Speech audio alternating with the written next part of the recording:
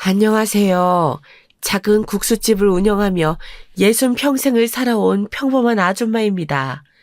매일 아침 저녁으로 텔레비에서 틀어주는 드라마가 소소한 삶의 즐거움이었는데 요즘 사람들은 드라마만큼이나 라디오 사연을 즐겨 듣는다고 하여 드라마보다 더 드라마 같은 제 이야기를 들려드리고자 이렇게 펜을 들게 되었습니다. 저는 인천의 평범한 가정집에 이남 3녀 중 장녀로 태어났습니다.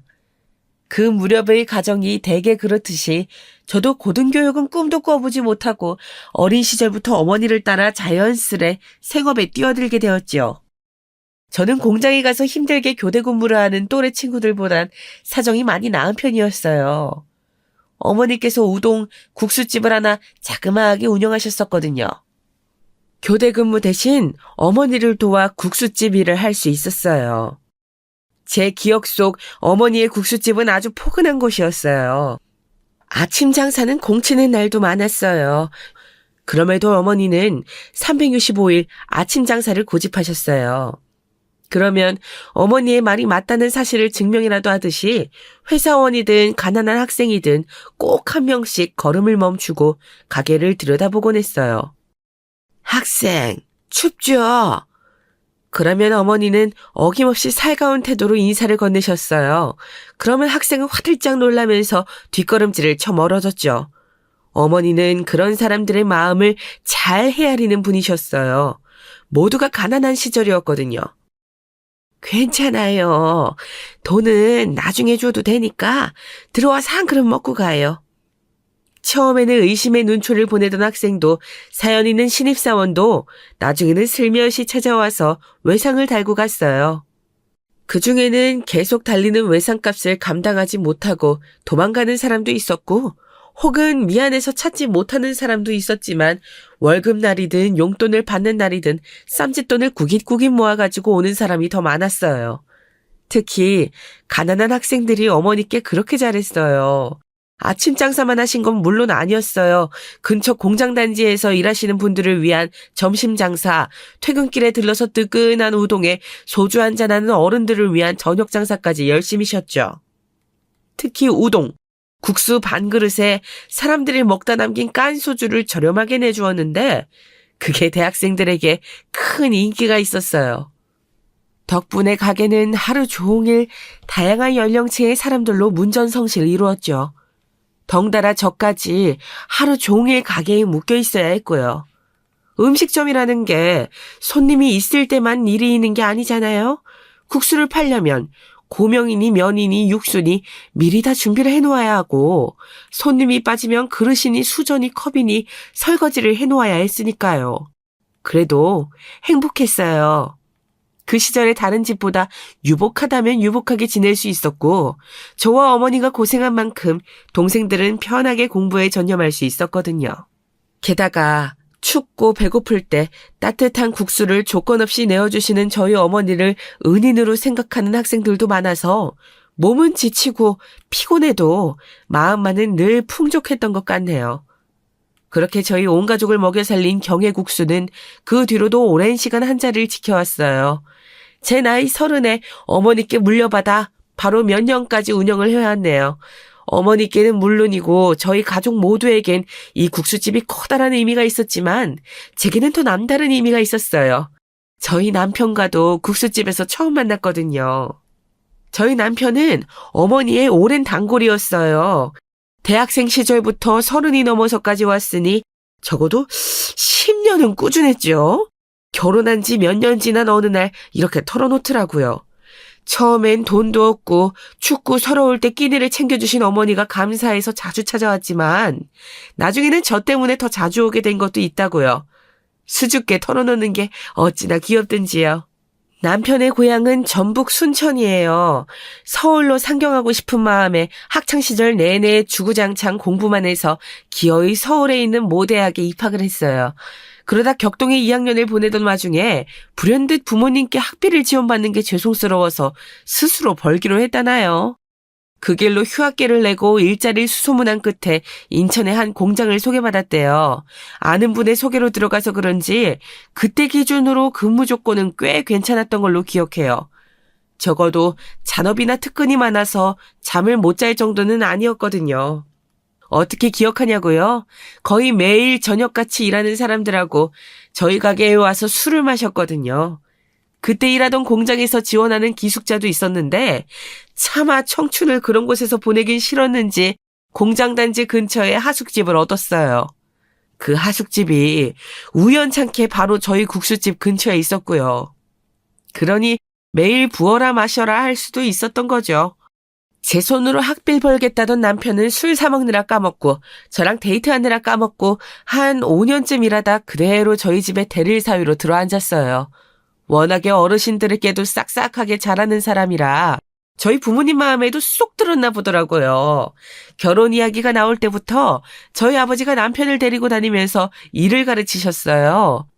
아버지는 건설 현장에서 장비를 다루셨었는데 그 당시에는 그런 일을 하려면 아름아름 아는 사람 소개로 들어가 한 1년 일을 배워야 했었거든요. 그만큼 수입이 괜찮았죠. 남편은 아직도 돌아가신 저희 부모님을 은인이라며 감사한 마음을 가지고 살아요. 너무 좋은 사람이죠. 어쩌다 보니 남편은 저희 아버지가 하시던 일을 물려받고 저는 저희 어머니가 하시던 가게를 그대로 물려받아서 살게 되었어요. 저희 가게야 워낙에 단골 손님도 많고 해서 바꿀 걱정은 안 해도 되었었고 남편의 일도 계속 잘 되어서 나중에는 작은 회사의 사장 자리까지 앉게 되었어요. 그리고 아들 하나 딸 하나 낳아서 화목하고 행복하게 딱 모난 구석 없이 남들처럼 살았죠. 그러다 보니 어느덧 60이나 먹었네요. 이제는 자식들도 다 키워서 시집 장가도 보냈고 그간 벌어놓은 돈으로 남편과 유유자적 신손노름이나 하며 살자고 다짐했죠. 가게를 정리하고 돌아 나오는 길이 어찌나 새삼스럽던지요. 하필이면 눈까지 펑펑 내려서 저와 남편은 손을 잡고 걸으며 옛 추억도 회상하고 감상에 젖어 눈물을 주르륵 흘리고 말았네요. 남편도 함께 사업을 하던 분들께 회사를 잘 양도하고 은퇴했어요. 은퇴 후에는 둘이 집에서 소소하게 취미생활도 즐기고 주식 투자도 조금씩 하면서 그렇게 지내고 있답니다. 어린 시절부터 치열하게 살아온 덕분에 남들보다 조금 일찍 여유로운 은퇴 생활을 설계할 수 있었네요. 아들, 딸과도 사이가 좋은 편이고 며느리 사위도 살가워서 저희는 더할 나위 없이 행복한 일상을 보내고 있었네요. 어머, 어머님, 이 옷 너무 예쁘네요. 어디서 사신 거예요? 궁금해요. 저도 거기서 예쁜 옷 좀 사게요. 특히 며느리는 어찌나 제게 살갑게 굴며 애교를 떨어대든지 꼭 막내딸이 하나 더 생긴 것 같았답니다. 명절에는 물론이고 제 생일 심지어는 저희도 챙기지 않는 저희의 결혼기념일까지 전화해서 챙겨주곤 했어요. 그 모습이 어찌나 예쁜지 만날 때마다 아들 몰래 두둑하게 용돈을 챙겨주었네요. 살림을 꾸려나가다 보면 월급 외에도 남편 모르게 가지고 있어야 할 비상금이 꼭 필요하기 마련이거든요. 물론 며느라가가 돈을 못 버는 건 절대 아니었어요. 오히려 많이 번다고 봐야죠. 한의대를 졸업해서 첫 직장으로 꽤 괜찮은 한의원에 취업을 했거든요. 연차도 꽤 쌓였고요. 능력 있는 아이였어요. 솔직히 처음 인사를 왔을 땐 아들에겐 과분하다 싶기도 했어요. 저런 아이가 뭐가 아쉬워서 우리 애를 만나나 그런 생각이 들 정도였다니까요. 예쁘지, 항벌 좋지, 직업 좋지, 성격 좋지 어느 하나 모난 구석 없이 예쁜 것이 꼭 우리 집안에 굴러들어온 복덩어리 같았어요. 어머님, 아버님하고 건강하게 오래오래 사셔야 해요. 아셨죠? 제가 이번에 보약 한 첩 지어서 보내드릴게요. 하루에 3번 꼭꼭 챙겨 드세요. 아셨죠? 꼭이에요. 어디 그것뿐인가요? 때 되면 보약도 지어보내고 공진당이다 뭐다 몸에 좋다는 환도 챙겨보내고 제 부모에게 하는 것보다 더 지극정성으로 저희를 대해주었지요. 이런 며느리를 어떻게 예뻐하지 않을 수 있겠어요. 저희도 할 수 있는 한 최대한의 방법으로 며느리를 예뻐해 주었죠. 그러던 어느 날이었어요. 오랜만에 외출할 일이 생겨 나갔다가 우연찮게 며느리가 일하는 한의원 앞을 지나게 되었죠. 평소에 아들 녀석이 절대로 찾아가지 말라고 신신당부를 했어서 실제로 온 건 처음이었어요. 부담이 된다나 뭐라나. 그렇지만 저희를 그렇게 깍듯이 대하는 며느리가 제 깜짝 방문을 싫어할 것 같진 않더군요. 오래 있을 것도 아니고 그냥 얼굴 보고 시장에서 산 귤이나 전해주고 올 심산이었지요. 같이 일하는 사람들과 나눠 먹으라고요. 그렇게 계단을 올라 한의원에 들어서자 카운터에 앉아있던 직원들이 밝게 웃으며 인사를 건네더군요. 어서 오세요. 어디 진료 보러 오신 거예요? 저희 한의원은 처음이세요? 어찌나 살갑든지 기분이 다 좋아지더라고요. 며느리가 예쁘니 같이 일하는 사람들도 다 예뻐 보일 수밖에요. 저는 조심스럽게 다가가서 말했어요. 아우, 저기 김지 선생님 계신가요? 아, 김지 선생님께 예약하신 거세요? 잠시만요, 확인해 드릴게요. 그리고는 컴퓨터를 들여다보면서 무언가 확인하더군요. 아마 예약 차트였을 거예요. 저는 직원이 헛수고하기 전에 정정해줘야겠다고 생각했죠. 해서 사실대로 말을 하려는데 여긴 어쩐 일이세요? 날선 목소리가 들렸어요. 분명 너무나도 익숙한 며느리의 목소리였지만 그렇게 날선 목소리는 처음 들어보기 때문에 단번에 알아듣질 못했죠. 저는 벌컥 열린 문 쪽을 바라보았어요. 어디선가 찬바람이 쌩 하고 부는 것 같았죠. 나가세요. 일단 나가서 이야기해요. 빨리요. 너무 당황스러워서 머리가 멈춰버리더군요. 며느리는 저를 마치 잡상인, 아니 빚쟁이라도 되는 것처럼 쫓아내버렸어요. 당황해서 발걸음이 쉬 떨어지지 않는데도 제 팔을 거칠게 잡아 끌고 문 밖으로 나가더군요. 직원들 보기 창피하게 정말. 나지막히 말하는데 저는 제가 잘못 들은 줄 알았어요. 한마디도 못하고 며느리의 손에 개처럼 질질 끌려나갔죠. 문전박대를 당하고서 너무 서러운 마음에 며느리를 돌아보자 그곳에는 난생 처음 보는 얼굴의 며느리가 서 있었어요. 어머니, 제가 분명히 남편을 통해서 전달해드린 것 같은데요. 절대로 여기 오지 마시라고요. 못 들으셨어요? 아, 정말 여기 오시면 안 된다고요. 돌아가세요, 빨리요. 저 바쁘니까 멀리 못 나가요. 계단 막지 말고 얼른 내려가세요. 저 들어가 볼게요. 나중에 연락드릴게요. 자기 할 말만 우다다다 쏟아내고서는 휙 몸을 돌려 한의원 안으로 들어가 버리더군요. 저는 너무 당황스러운 나머지 부끄럽게도 눈시울이 붉어졌어요. 서럽더군요. 살면서 이렇게 서러운 일이 또 있었나 싶었어요. 맹세코 없을 거예요. 쿵쾅거리는 심장을 부여잡고 떨리는 손으로 겨우 난간을 잡아가며 계단을 내려왔네요. 2층에서 1층까지 내려오는데도 15분은 걸린 것 같아요.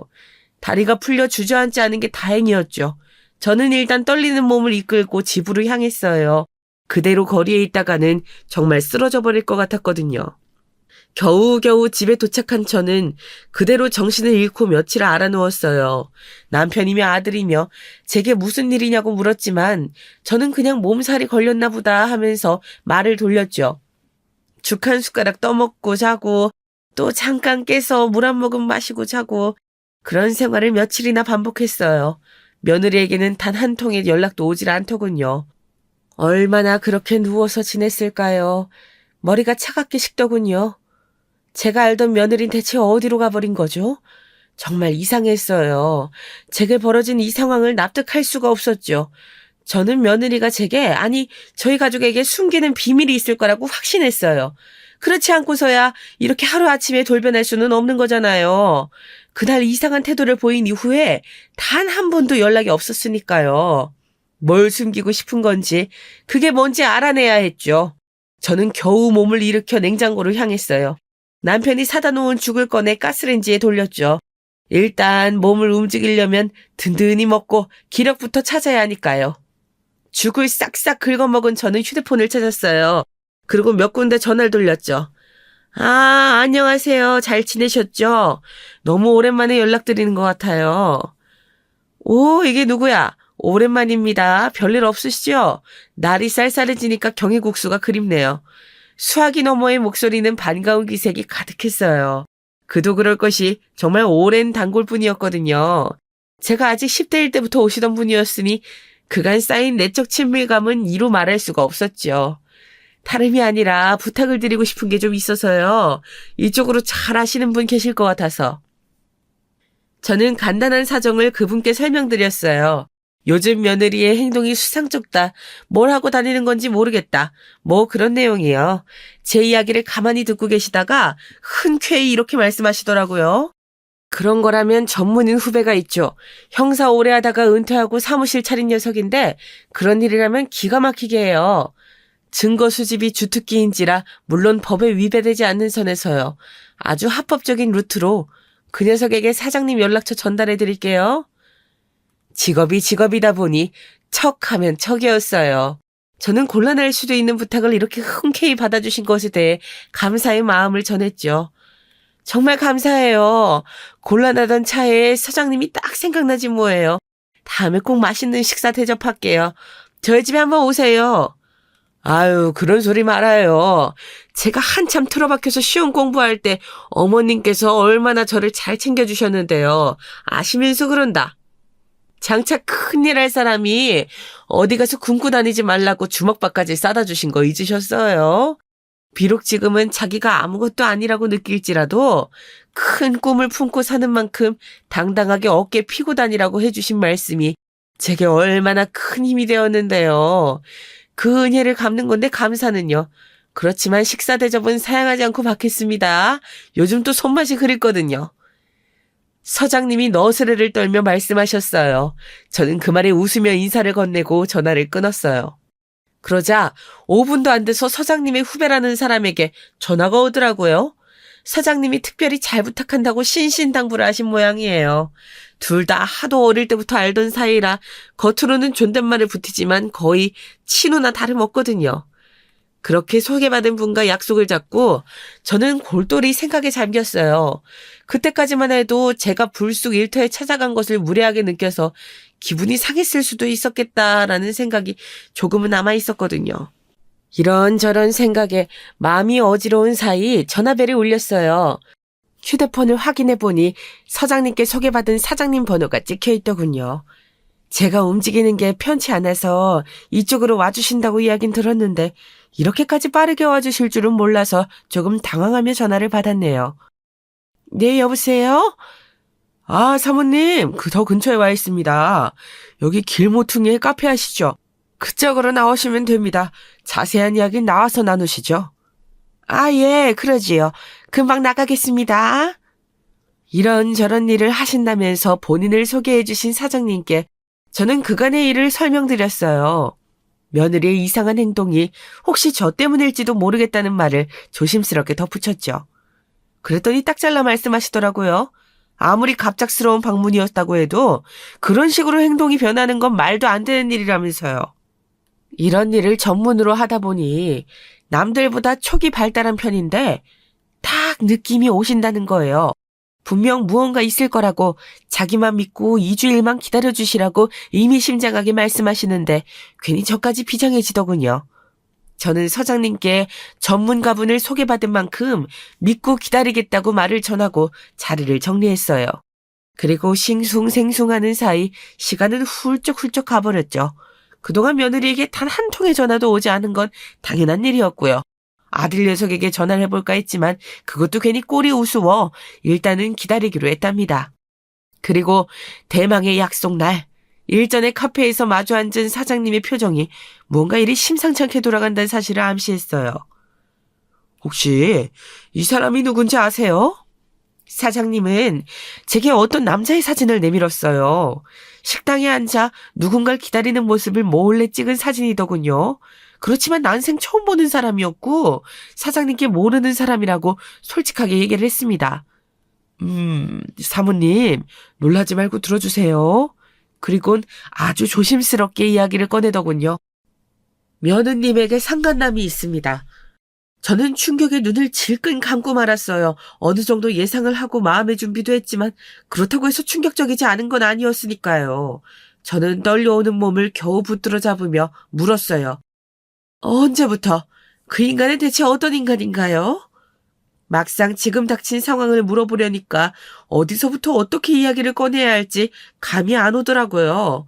그러자 사장님은 난처한 표정으로 다시 한번 저를 진정시켰어요. 사모님, 사실 이런 건 저도 처음 봅니다.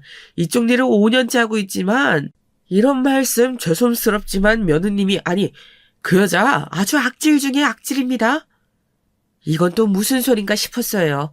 상간남에 대해 이야기해달라고 했는데 며느리더러 악질 중에 악질이라뇨? 물론 저와 저희 아들을 속이고 바람을 핀 건 정말 잘못된 일이지만 그렇다고 해서 저렇게까지 나쁜 소리라는 게 이상했어요. 안 좋은 예감이 들었죠. 그 애에게 더 엄청난 비밀이 숨겨져 있을 거라는 예감이요. 그리고 그 예감은 적중하고 말았죠. 그게 무슨, 제가 더 알아야 할 이야기가 있나요? 사장님은 어려운 말을 꺼내려는 듯이 계속해서 말을 골랐어요. 저는 편하게 말씀하셔도 된다고, 여기까지 온 이상 어느 정도 각오는 되어 있다고, 어떤 말을 들어도 놀라지 않겠다고 사장님을 거듭 안심시켰죠. 그제서야 하나씩 이야기를 해주시더라고요. 그 여자 심각하더라고요. 아드님과 결혼하기 한참 전부터 내연관계에 있던 남자가 있습니다. 슬쩍 조사해보니 한의원에서 같이 일하는 직원들은 오히려 그 남자를 남편으로 알고 있는 것 같더군요. 한의원에도 자주 드나드는 모양이고요. 몇 년씩 장기 근속하는 간호사가 없어서 딱히 이상하게 생각하는 사람은 없었습니다. 그러니 사모님이 방문하신 게 달갑잖을 수밖에요. 아니, 그 정도로 표현이 안 될 만큼 당황할 수밖에요. 그 여자도 참 어리석네요. 그게 숨긴다고 숨겨질 일인지. 아닌가? 하긴 지금까지 잘 속여왔으니 앞으로도 지금처럼만 잘 숨기자, 뭐 그런 마음이었을 수도 있겠네요. 그 남자는 뭐 하는 인간인가요? 저는 속에서 올라오는 뜨거운 화를 겨우 삼키며 물었어요. 관광지에서 작은 호텔을 몇 개 운영하고 있다나 주변에는 그런 식으로 소개하고 다니는 모양인데 조사해보니 죄다 거짓말이었습니다. 투자 명목으로 여기저기 돈이나 뜯어내고 다니는 전형적인 사기꾼이에요, 이 새끼. 더 가관인 건 그 여자 공범이더라고요. 그 둘한테 당해서 벼르고 있는 사람이 한둘이 아니라고 하대요. 아무것도 모르고 계셨다가 날벼락 맞으실 뻔했습니다, 사모님. 어떻게 하실까요? 제가 뭐든 돕겠습니다. 이 연놈들 싸그리 묶어서 콩밥 처먹게 할 수도 있고요. 사회적으로 매장시키는 건 일도 아닙니다. 어떻게 하시겠어요? 사장님이 분개하며 말씀하시더군요. 아마 제가 느낄 심적 괴로움과 당혹스러운 분노를 어느 정도 덜어주고 싶으셨던 모양이에요. 저는 이야기를 가만히 곱씹다가 마지막으로 물었어요. 그런 여자가 대체 왜 저희 아들과 결혼한 건지 이해할 수가 없었거든요. 그럼 저희 아들과는 왜 만난 걸까요? 혹시 결혼을 통해 뭔가 빼먹으려고 그런 거였을까요? 솔직히 모르겠습니다. 지금까지와는 다른 패턴을 보이고 있거든요. 혹시 모르죠? 과거를 싹 청산하고 평범하게 살아보려고 했는지도요. 그러려면 먼저 그 남자와의 관계를 먼저 정리할 것이지 어이가 없네요. 저는 결심했어요. 그 여자에게 직접 물어보기로요. 여기서 우리끼리 추측하고 망상한다고 해서 해결될 일이 아닌 것 같았거든요. 이러고 앉아있는 사이에도 불쌍한 아들 녀석은 그 여자에게 사랑한다며 다정한 눈길을 보내고 있겠구나. 그렇게 생각하니 충격에 멍 때리고 있을 틈이 없었어요. 그 여자가 저지른 일들, 사기든 바람이든 싹 다 정리해서 받아볼 수 있을까요? 증거가 될 만한 것들이요. 사례는 톡톡히 할게요. 부탁드립니다, 사장님. 제가 고개를 숙이며 부탁하자 사장님이 놀란 목소리로 말씀하셨어요. 아이고, 사모님 이러지 마세요. 이러면 제가 서장님을 뵐 면목이 안 섭니다. 제가 현직에 있을 때부터 서장님께 얼마나 도움을 많이 받았는데요. 부득이한 사정으로 일 그만두고 막막할 때 이 일을 추천해 주신 것도 서장님이셨어요. 그리고 물심양면으로 저를 도와주셨죠. 그 은혜를 갚는다고 생각하고 있습니다. 그러니 사모님, 제발 고개 드세요. 이러시면 제가 정말 면목이 없습니다. 아무리 그래도 그렇지. 이렇게 중대한 일을 도와주시는데. 사모님 국수가 그렇게 맛있다면서요. 서장님이 어찌나 자랑하시는지 그걸 여태 못 먹어본 게 제 한입니다. 이번 일 잘 끝내고 저 뜨끈하게 국수나 한번 말아주세요. 저는 그거면 됩니다. 그렇게 말씀하시면서 허허 웃으시는데 어찌나 감사하던지요. 서장님이 괜히 이분을 소개시켜 주신 게 아니구나 싶더라고요. 저는 거듭 감사를 드리면서 자리에서 일어났어요. 이 일은 사장님께 맡겼으니 이제 저는 제가 할 수 있는 일을 하기로 했죠. 먼저 아들에게 전화를 걸었죠. 여보세요? 아들. 엄마야. 엄마가 아들 너무 보고 싶어서 그런데 오늘 퇴근하고 와줄 수 있을까? 혼자 와. 아들한테 할 말도 있고. 그래. 끊어. 좀 이따 보자. 어떻게 전해야 할지 모르겠지만 일단은 그 여자와 떼놓아야 하겠다 싶어서였죠. 증거를 모으고 그 여자에게 지옥을 선사할 때까지 아들에겐 비밀로 할까 생각도 해봤지만 그건 차마 아들에게 못할 짓 같아서 어렵더라도 오늘 이야기해야겠다 싶었어요. 그 악랄한 여자랑 며칠을 더 같이 살게 하기도 싫었고요. 아들은 별 의심 없이 그러겠다고 대답을 했어요. 그리고 다시 서장님께 전화를 걸었죠. 서장님, 저예요. 그때 소개시켜주신 후배분이 너무 일을 잘해주셔서요. 그런데 서장님, 제가 한 가지 부탁을 더 드려야 할 것 같은데 괜찮을까요? 아, 그렇다면 다행입니다. 안 그래도 그 녀석 고객과의 일은 철저하게 비밀 유지하는 친구라 어떻게 되어가고 있었는지 궁금했거든요. 부탁이야 언제든 환영입니다. 제가 뭘 도와드리면 될까요? 저는 제 이야기를 먼저 하지 않았다는 사장님의 배려에 감사드리며 서장님께 자초지종을 설명드리기 시작했어요. 듣는 내내 속이 턱턱 막혔지만 그럴 때마다 함께 분노해 주시는 서장님 덕분에 그나마 마음을 진정시킬 수 있었죠. 아니 그런 죽일 년놈들이 걱정하지 마세요. 제가 결탄코 콩밥 먹게 해드릴 테니까요. 일단 후배 녀석이랑 통화 좀 하겠습니다. 증거 수집 철저히 하라고 다시 한번 당부할게요. 걱정 팍 붙들어 놓으시고 제 연락만 기다리고 계세요. 예, 서장님. 감사해요. 감사하긴요. 그런 나쁜 년놈들 잡아 쳐넣는 게 제 일이지 않습니까? 소중한 제보에 감사드릴 따름이죠. 혹시 일이 진행되는 건 얼마나 걸릴까요? 저도 어떻게 행동해야 할지 마음을 좀 정리해야 해서요. 증거 수집이 얼마나 걸릴지 그게 관건일 것 같네요. 확실한 증거만 나오면 바로 영장 신청해서 구속수사 진행할 텐데 아마 못해도 2주면 수사 시작되지 않을까 싶습니다. 예, 감사해요, 서장님. 조만간 한번 초대드릴게요. 일 잘 끝나고 후배분이랑 같이 오세요. 맛있는 식사 대접할게요. 어휴, 듣던 중 반가운 소리네요. 꼭 그렇게 하겠습니다. 진행 상황은 제가 다시 전달드리도록 하겠습니다.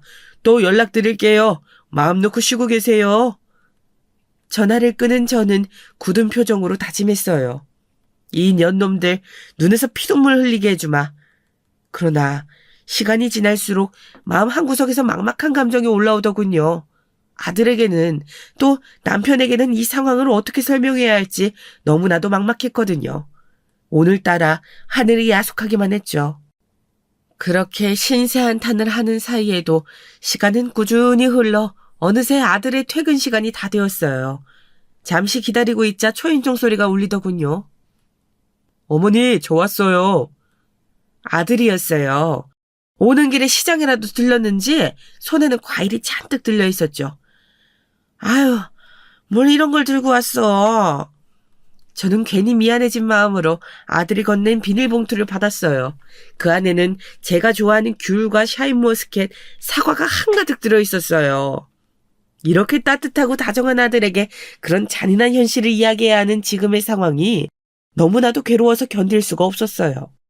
아들 녀석은 아무것도 모르고 되려 저를 걱정하더군요. 엄마, 표정이 안 좋네. 혹시 어디 아파요? 병원이라도 다녀왔어? 제 나이가 나이이니만큼 아들이 제 건강에 신경을 많이 썼거든요. 건강검진도 꼬박꼬박 보내주고 영양제도 한아름 사다 주고요. 아니야 그런 거. 일단 앉자. 피곤하지? 아, 고생 많았어 우리 아들. 저는 아들의 등을 토닥여주고 등을 꼭 끌어안았어요. 그런 여자인 줄도 모르고 까마득히 여태 살았으니 안쓰러웠죠. 또 앞으로 벌어질 일이 어디 보통 일인가요? 사랑하는 부인이 사기꾼에 자기보다 더 오래 만난 남자가 있다는 사실까지 알게 될 텐데요. 저는 일단 아들을 식탁에 앉혔어요. 따뜻한 밥이라도 한 끼 먹이고 이야기를 하려는 거였죠. 아무것도 모르는 아들은 식탁에 앉아 요즘 사는 이야기를 술술 늘어놓았어요. 평소라면 맞장구 치며 잘 들어줬을 저지만 오늘은 그게 안 되더라고요. 특히 그 여자 이야기를 할 때요. 그래서 저희가 아들, 밥 다 되었어. 맛있게 먹자. 저도 모르게 말을 끊고 말았죠. 아들은 제 태도가 이상했는지 잠깐 저를 쳐다보다가 이내 별일 아니겠지 하면서 숟가락을 들었어요. 저는 진한 된장찌개에 따뜻한 쌀밥을 먹는 아들을 안쓰러운 눈으로 한참 보다가 입을 열었어요.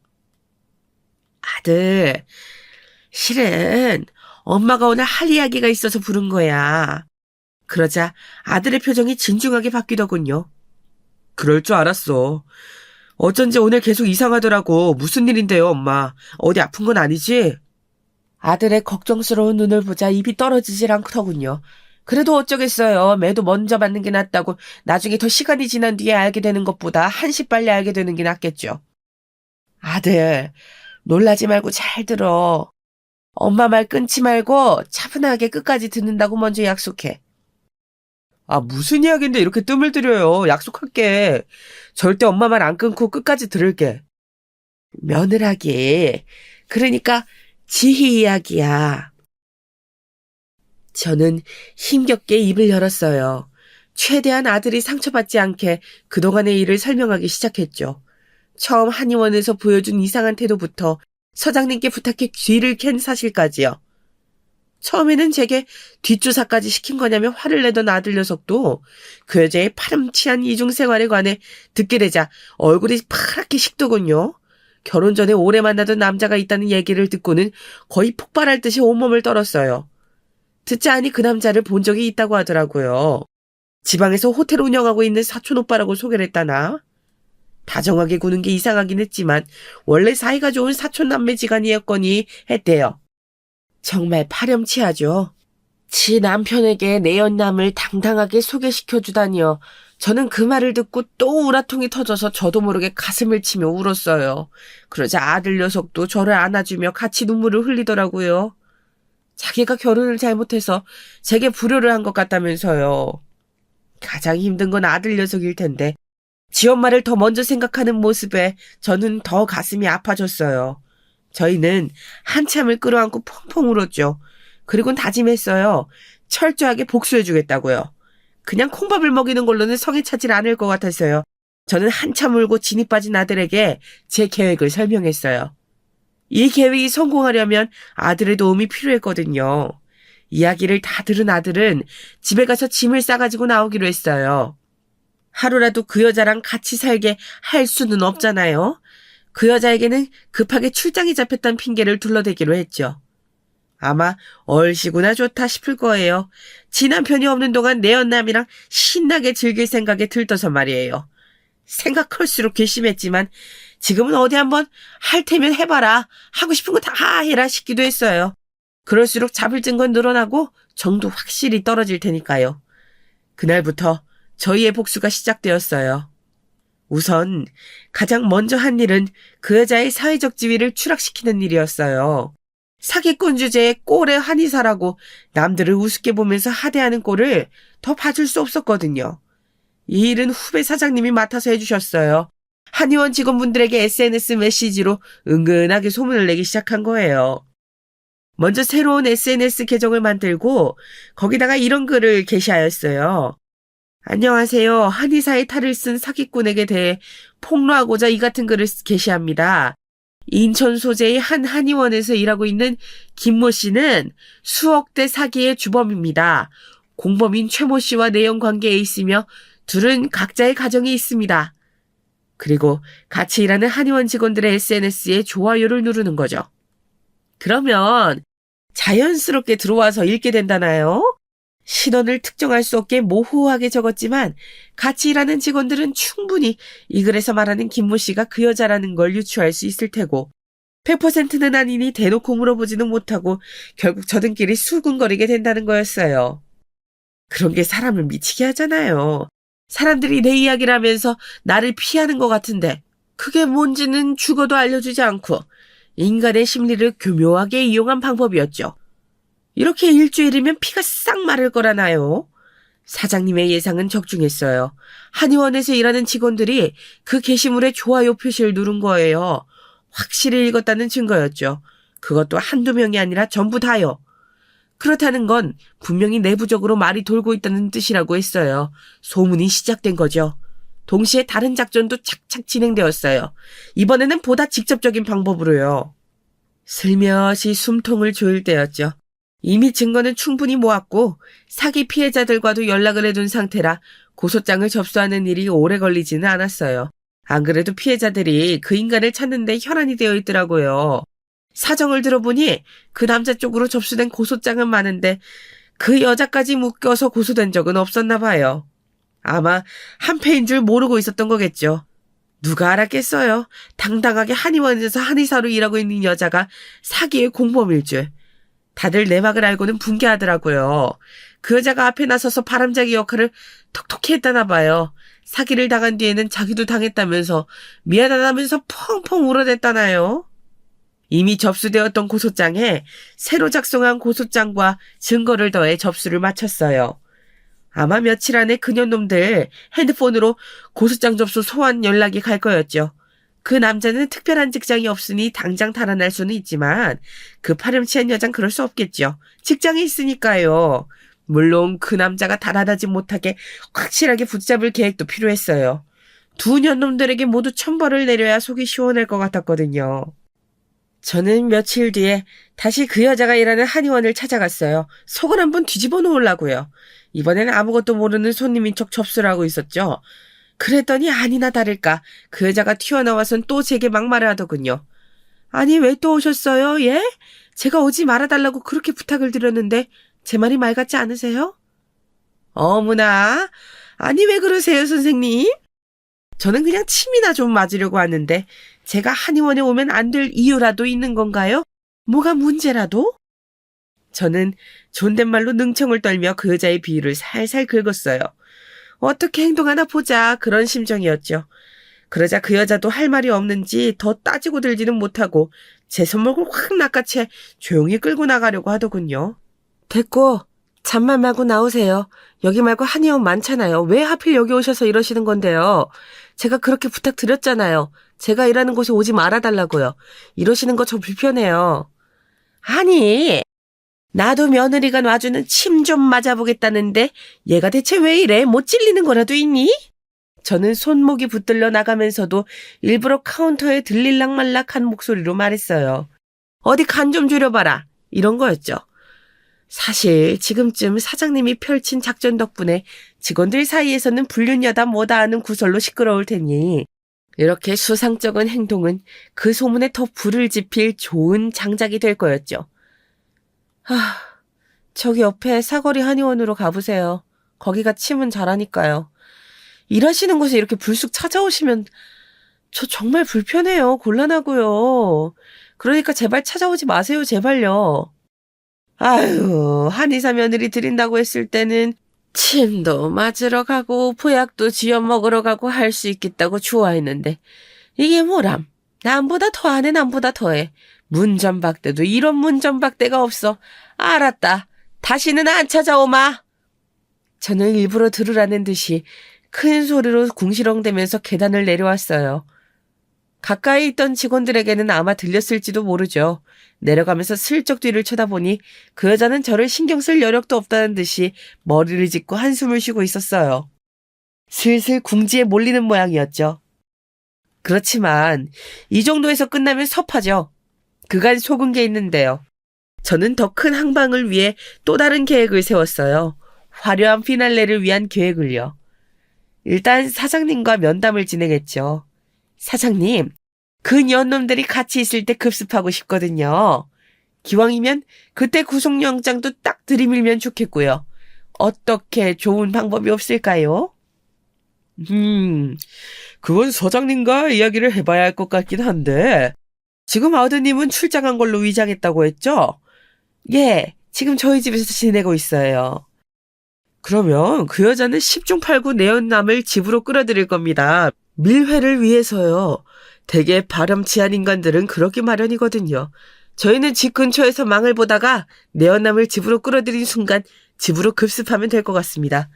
집 비밀번호도 알겠다. 가장 확실하게 현장을 잡을 수 있는 방법이죠. 다만 아드님께는 좀 잔인한 일이 될 겁니다.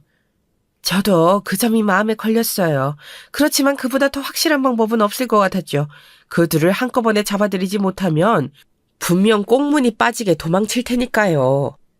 사장님께 아들 녀석은 제가 어떻게든 설득할 테니 그대로 일을 진행하는 걸로 하자고 말씀을 드렸죠.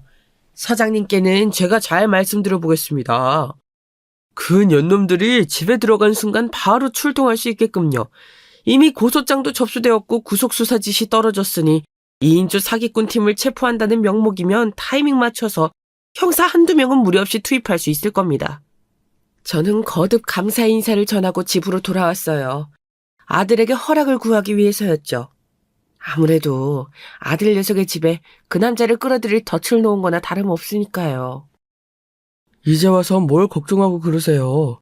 저는 그 두 년놈들 잡아 족칠 수만 있으면 무슨 짓이든 하죠, 엄마. 그렇게 하자고 해요. 내가 그 꼴을 두 눈으로 확인해야겠으니까. 대신 사장님한테 망은 제가 보겠다고 해주세요. 이건 내가 해야 될 일이야. 다른 사람한테 맡길 수는 없어요. 끝맺음은 내가 확실하게 해야죠. 우리와는 다르게 아들 녀석은 흔쾌히 그러자고 했대요. 오히려 자기가 나서서 망을 보겠노라고 주먹을 부들부들 떨며 호언장담까지 하더군요. 속에서 우라통이 터지는데 마땅히 분출할 곳을 찾지 못한 게 한이 되는 모양이었어요. 복수할 수 있는 구석을 찾고 있었겠죠. 저는 아들의 뜻을 존중해 그리하라고 했고 사장님은 조금 우려되긴 하지만 저희의 뜻이 가장 중요하기 때문에 존중한다고 해주셨죠. 그리하여 아들의 잠복 작전이 시작되었어요. 아들 녀석은 퇴근 시간마다 렌트한 차를 집 근처에 주차시켜놓고 그 여자를 기다렸어요. 수상한 행적을 보일 때까지요. 처음 며칠은 아예 집도 들어오질 않았더군요. 이미 정이 떨어질 대로 떨어진 아들 녀석이었지만 그래도 상처가 크긴 했나 봐요. 힘들어하는 모습을 옆에서 보기 괴로웠지만 그래도 어쩌겠어요. 이미 돌이킬 수 없어진걸요. 저는 힘들면 지금이라도 사람을 시키면 된다고 네가 꼭 그럴 필요 없다고 이야기했지만 아들 녀석은 끝내 뜻을 굽히지 않더군요. 자기가 직접 현장을 확인해야겠다면서요. 그렇게 잠복한 지 4일째 마침내 불륜의 꼬리를 잡을 수 있었죠. 그 년놈들이 다정하게 팔짱을 끼고 아들의 집으로 들어간 거예요. 아들 녀석은 분개할 표정으로 그 남자의 부인에게 전화를 걸었어요. 이것 또한 미리 약속이 된 거였죠. 사실 사장님을 통해 불륜의 증거를 잡자마자 남자의 부인에게 연락을 취했어요. 당신의 남편과 내 며느리가 바람을 피우고 있다. 그것도 꽤 오래된 사이 같다. 뭐 그런 이야기를 전했죠. 자초지종을 듣고 난 여자는 처음엔 조금 경계하는 듯 했으나 핸드폰으로 전송한 몇 장의 증거 사진을 보고는 끝내 그럴 줄 알았다면서 안 그래도 이혼을 준비하고 있었는데 이번 기회에 정말 끝장을 내야겠다면서 분개하더라군요. 내심 다행이었어요. 사기꾼인 걸 알고도 가정을 이룬 거면 어쩌나 같은 편으로 포석하기 힘들겠다 하는 생각도 없진 않았거든요. 저희는 미리 만나서 약속을 정했어요. 불륜의 현장을 급습해서 빼도 박도 못하게 만들자는 약속이요. 그럼 그 남자는 구속이 될 테고 피해자들에게 합의금도 물어야 할 테니 빨리 이혼 서류에 도장을 찍고 재산을 분리해 놓으라는 이야기도 함께 전했죠. 적어도 제가 보기에 그 여자는 잘못한 게 없어 보였거든요. 사장님도 그분에게는 공범의 정황이 보이지 않는다고 했고요. 다행이라면 다행인 게 이미 한참 전부터 몰래 이혼 준비를 하느라 재산 분할을 어느 정도 마친 상태였더라고요. 덕분에 홀가분한 마음으로 작전을 실행할 수 있게 되었죠. 그렇게 전화를 받고 불이 나게 달려온 그 남자의 부인과 함께 집을 급습했어요. 둘이서 아주 난리가 났더군요. 홀딱 벗은 채로 이도저도 못하고 있는 둘에게 큰 소리를 치며 카메라를 들이밀었어요. 이 쌍년아, 내가 이럴 줄 알았다. 감히 내 아들의 침대에서 이딴 짓을 해? 이게 무슨... 여보... 두 년놈들이 당황해서 말도 제대로 못하고 옷을 주워 입지도 못한 채로 어정쩡하게 저희를 올려다보더군요. 여보, 그게 아니라... 그 남자는 뭐라고 변명을 하려다가 자신의 꼴을 상기했는지 말을 잇지 못하더라고요. 사기꾼의 혓바닥도 이럴 때는 도리가 없는가 보지? 제가 비아냥대자 그 염치 없는 년이 오히려 큰 소리를 치더군요. 대체 이게 뭐 하는 짓이세요, 어머니? 카메라 치우세요. 치우시라고요. 그리고 당신 출장 간다면서 다 거짓말이었어? 내 약점이라도 잡으려고 그런 치졸한 짓을 꾸민 거야? 정말 그런 거야? 치졸한 짓? 김지희 너 진짜 끝까지? 아주 적반하장이 따로 없더군요. 하긴 저 정도로 낯짝이 두꺼워야 사기꾼도 하는 거고 사기 결혼도 하는 거겠죠. 아들은 말문이 막히는지 욕도 하질 못하고 한숨만 푹 쉬었어요. 저는 아들의 모습에 마음이 아프고 그년 하는 짓에 어이가 없었지만 여기서 무의미한 말싸움을 해봐야 입만 아팠기 때문에 그냥 한번 엿을 먹이고 말았어요. 그리고 밖을 향해 소리쳤죠. 형사님들 슬슬 들어오셔도 될 것 같아요. 그 순간 밖에서 대기 중이던 형사님들이 집 안으로 우르르 들이닥쳤어요. 꼭 암행어사 출두야를 외치는 암행어사라도 된 기분이었죠. 아들은 참담한 심정이었겠지만 솔직히 저는 속 시원했달까요? 그제야 남자가 소리치더군요. 무슨 짓이에요 이게? 간통죄 폐지된 지가 언젠데 말로 합시다 말로. 이거 안 놔? 마지막 발악이라도 하려는지 그런 되도 않는 소리를 짓거리더군요. 아니 설령 간통죄가 성립되지 않는다고 해도 저렇게 당당하고 뻔뻔할 수 있다니 놀랍더군요. 하긴 그렇게 뻔뻔하니까 이런 짓도 당당히 할 수 있는 거겠죠. 그때 형사님이 입을 여셨어요. 김지희 씨, 최경일 씨 두 분을 사기 및 횡령 혐의로 긴급 체포합니다. 묵비권을 행사할 수 있으며 지금부터 한 발언은 법정에서 불리하게 사용될 수 있습니다. 변호인을 선임할 수 있으며 질문을 받을 때 변호인에게 대신 발언하게 할 수 있습니다. 아시겠죠? 변호인을 선임할 수 없는 경우에는 국선 변호인이 선임될 거고요. 이해하셨죠? 그러자 옆에서 망연자실 앉아있던 그 여자가 화들짝 놀라더군요. 저도요? 네. 김지희 씨도 최영일과 같은 건 사기 공범 혐의로 고소장 접수되었고 증거가 너무 많아서 구속수사 영장 떨어졌습니다. 문자로 조사받으러 오셔야 된다고 고지했는데 못 받아보셨어요? 얼른 일어나서 옷 입으세요. 자세한 얘긴 서에서 합시다. 그 여자의 벙찐 표정이 아직도 눈에 선하네요. 얼굴이 울그락불그락 달아올라서는 차마 변명도 못하고 옆에 떨어진 옷만 겨우 주워 입더군요. 당신 후회할 거야. 손에 수갑을 찬 채로 끌려나가면서도 저를 향해 이죽이더군요. 그 꼴이 우스워서 저도 한마디 해주었죠. 후회는 누가 하게 될까? 네 꼴을 봐. 외간 남자랑 뒹굴다가 반쯤 헐벗은 채로 수갑 차고 나가는 주제 후회는 무슨. 뒤통수에 그렇게 외치고 나니 속이 다 후련하더군요. 지난날에 문전박대당한 수모를 다 갚아준 기분이었어요. 이제 그간 저희 모자를 속인 대가를 톡톡히 받아내야겠죠. 저희도 사기 결혼 혐의로 김지희 저 여자를 고소한 상태였어요. 정신적 피해 보상도 톡톡히 걸었고요. 물론 지금 찍은 영상은 앨범이 안 나오게 잘 편집해서 한의원 원장님께 보내드릴 거고 그럼 해고당하는 건 시간 문제겠죠. 소문이야 직원들이 알아서 내줄 테니 사회적 지위와 명예도 땅에 떨어질 테고요. 그런 생각을 하니 속이 다 후련했어요. 구속이 되든 피해자들에게 합의금을 물어주든 앞으로 어딜 취업하든 졸졸 따라다녀줄 작정이었죠. 물론 영상을 찍은 핸드폰을 들고서요. 한바탕 폭풍이 지나간 뒤로 모든 일은 착착 일사천리로 진행되었어요. 도와주신 분들이 많아서요. 아들 녀석은 졸지에 이혼남이 되었지만 그게 뭐 대수인가요? 더 심각한 일이 벌어지기 전에 미연에 방지한 걸 다행으로 여기려고요. 아들 녀석도 그렇게 생각하는 모양이더라고요. 다행이라면 다행이었죠. 뭐 저한테 보여주는 모습이 전부는 아니겠지만요. 그 속이 어디 제 속이겠어요. 아무리 저희를 속이고 바람을 폈다고 해도 사랑하는 사람인데 하루아침에 그 마음이 싹 사라질 수도 없는 노릇이잖아요. 자기가 가장 속 쓰릴 텐데 괜히 저나 남편이 받을 충격을 더 생각하는 것 같아서 마음이 또 어렵더라고요. 스스로를 먼저 다스리면 좋을 텐데요. 듣기론 그 여자한테 몇 번이나 연락을 받았다고 해요. 변명이나 들어보자는 식으로 이야기를 들어줬더니 하는 말이 가관이 돼요. 뭐 뻔하죠. 정말 사랑해서 결혼한 거다. 이 남자랑은 과거의 실수 때문에 얽혀있는 바람에 어쩔 수 없이 계속 만난 거다. 그러다 아들 녀석이 넘어가질 않으니 나중엔 협박당했다는 식으로 이야기를 했다네요. 물론 그 남자 쪽에선 절대 그런 사실이 없다고 이야기를 하죠. 완전히 공범이었고 어떤 때는 그 여자가 먼저 나서서 설계를 할 때도 있었다고요. 서장님이 힘써주신 덕분에 아주 사소한 과거의 잘못들까지 먼지 털리듯 탈탈 털어내고 있어요. 아마 실형은 면치 못할 거라고 하더라고요. 건수가 우원하게 많아서요.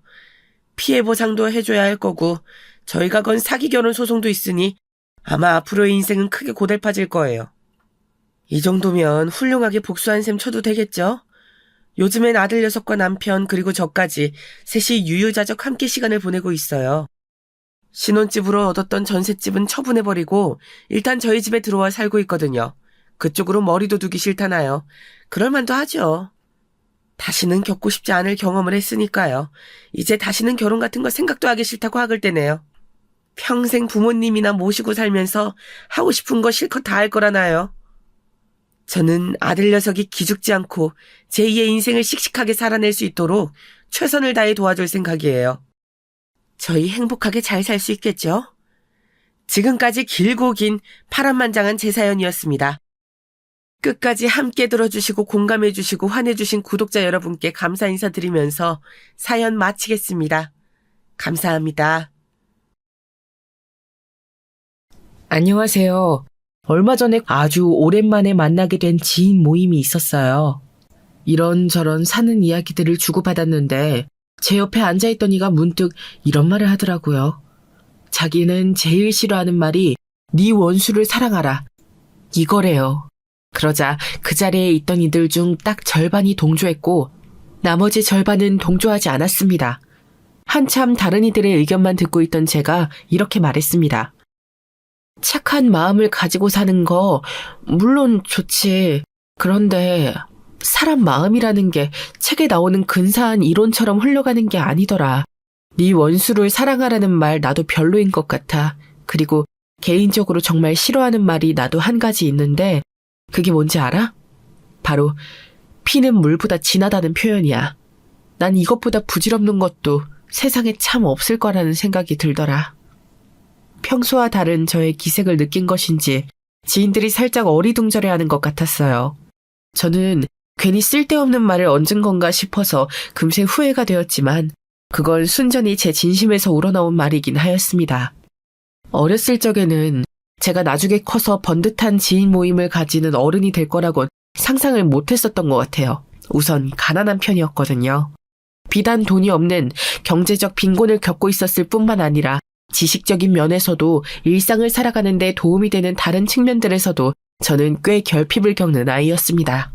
그 언젠가 불우이웃의 현황을 알려주는 텔레비전 프로그램을 보는데 스튜디오에 나온 연예인들이 불우이웃들을 보면서 무척 안타까워 하더라고요. 나라에서 지원해주는 것들이 있는데 신청만 하면 도움을 받을 수 있었을 텐데 왜 그렇게 답답하게 힘들게 지내왔는지 모르겠다면서 죄다 탄식을 뱉었습니다.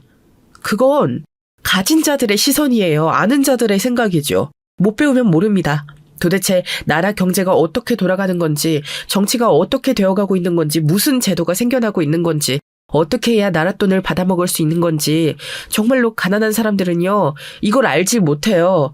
스마트폰이 전 연령층에 자리 잡은 현재에 와서도 그 현상은 유효합니다. 그러니 과거에는 어땠겠나요? 그야말로 무지했죠. 그냥 가난하게 태어나서 보고 자란 세상이 그게 다인 줄 알고 사는 거였어요.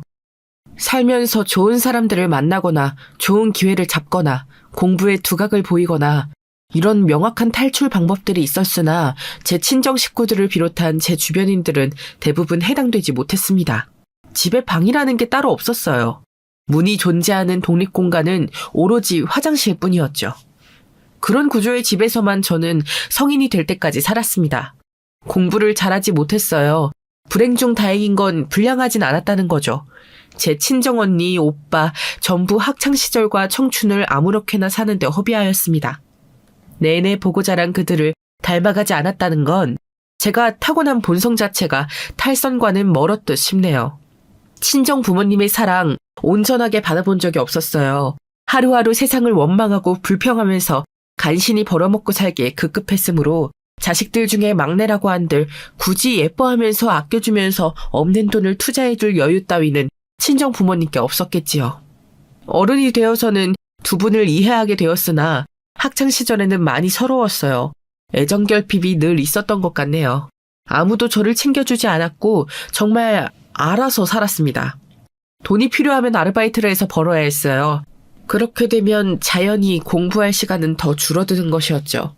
대학은 언감생심 꿈꾸지 않았던 것 같아요. 성인이 되자마자 저는 일자리부터 잡았습니다. 지방에 있는 대기업 이름을 단 공장이었어요. 일부러 집에서 탈출하고 싶어서 기숙사 제도가 있는 곳을 더욱 택했죠. 처음 월급을 받고서 통장에 찍힌 숫자들을 봤을 때 정말 길바닥에서 엉엉 울었어요. 너무 좋아서요. 그리고 신기해서요. 몸이 아픈 줄도 모르고 피곤한 줄도 모르고 열심히 일만 했습니다. 그러다 보니 제가 다른 분들의 눈에 들어왔나 봐요. 어느 날 고참 언니가 저한테 오더니 그러더라고요. 너 나랑 똑같은 지역 출신이더라. 내가 지금 여기서 아예 자리를 잡았지만 아직 고향 친구들, 지인들하고 매일 연락하면서 지내거든. 다른 게 아니고 너 혹시 남자친구 만들 생각은 없어? 쭉 지켜봤는데 네가 성실하고 책임감도 강한 것 같아서 괜히 이상한 남자들 꼬임에 넘어가기라도 할까 봐. 그 생각하니까 너무 아까운 거야. 네가 일할 줄만 알지 남자는 모르잖아? 이런 상태가 제일 위험하다. 그러니까 혹시 생각 있으면 나 통해서 남자친구 한번 만들어봐. 남자친구요? 저는 제가 못난 탓인지 가족도 친구도 누구 하나 의지할 상대를 가져본 적이 없어요. 그런데 연애라니 너무 딴 세계 얘기 같아요. 저랑은 상관없는 얘기 같아서 죄송한데 그냥 거절할래요. 저는 단호하게 거절했으나 고참언니는 박박 우겨대면서 상대의 연락처를 저에게 건네주었어요. 이 지역을 떠나 다시 고향으로 돌아가게 된다면 연락이나 해보라면서 말이죠. 그 남자가 제 고향과 아주 가까이에 살았거든요. 저는 그런 소리까지 다 들어놓고서 그냥 잊고 살았습니다. 고참 어머니는 그 후로 반년 후 갑자기 일을 그만뒀고 사라졌어요. 제가 유일하게 편하게 생각했던 사람이었기에 너무 서운했습니다. 그래서인가 더 이상 그 일에 미련이 없어졌고 오래 할 일은 아닌 것 같아서 그만두었어요. 본가로 돌아왔지만 제가 돈을 모아왔을까봐 어디 주워 먹을 게 없을까 싶어서 눈에 불을 켜는 친정 식구들이 너무 싫어서 저는 기숙사가 제공되는 일자리를 구한 척 연기하면서 자취방을 구했습니다. 짐 정리를 하다가 문득 연락처에 적힌 종이를 발견했어요. 고참 언니가 생각이 났고 웬 용기가 솟은 저는 그 번호에 연락을 해보았습니다. 금방 받더라고요. 저보다 4살 위의 그 남자는 고참 언니의 먼 지인이었으며 별로 친한 사이도 아니었고 무엇보다 여자를 소개받는다는 건 꿈에도 모르고 있었어요. 어이가 없더라고요. 신기하게 닿은 인연 그냥 흘려보내기 아깝다는 상대의 말에 이끌려 한번 만나보았습니다.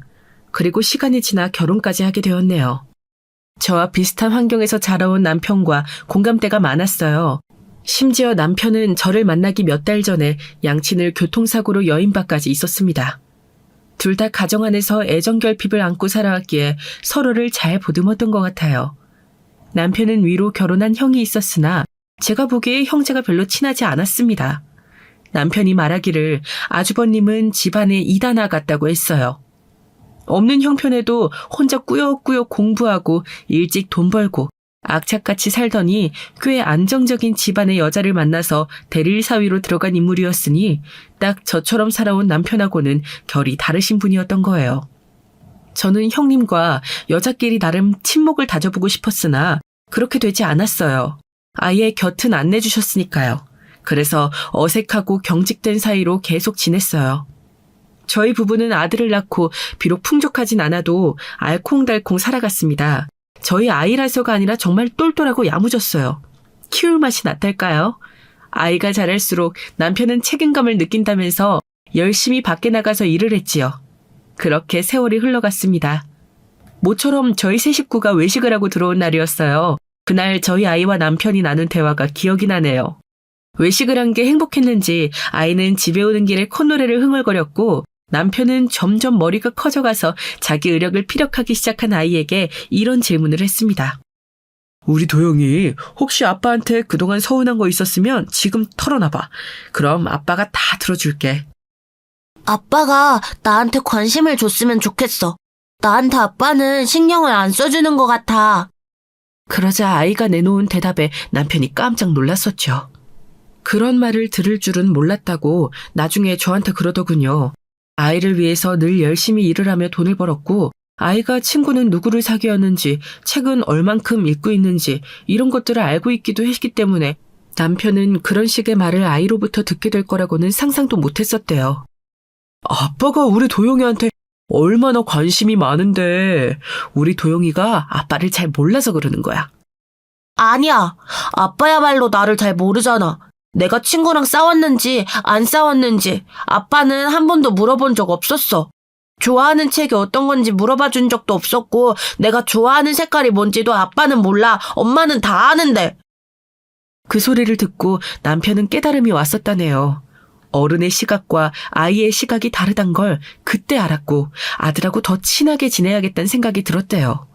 사실 저도 내심 놀라고 있었어요. 왜냐하면 제가 어렸을 적에 하던 생각을 제 아이가 똑같이 하고 있었기 때문입니다. 제발 가족들의 애정을, 그 관심이라는 것을 단 한순간만이라도 독차지하고 싶어서 아등바등하며 일부러 사고를 쳤던 적도 있었어요. 그런 저의 기질을 혹시 아이가 물려받은 것일까봐 속으로 남몰래 심장이 철렁했었네요. 그날 남편은 아이와 둘이서 많은 대화를 나누며 밤까지 즐겁게 놀았고 저는 그 모습을 보며 앞으로 더욱 좋은 엄마가 되어줘야겠다고 다짐했어요. 이 소중한 가정을 제가 잘 가꾸고 지켜나가고 싶다는 바람이 피어올랐죠. 하지만 정말 하늘도 무심하셨습니다.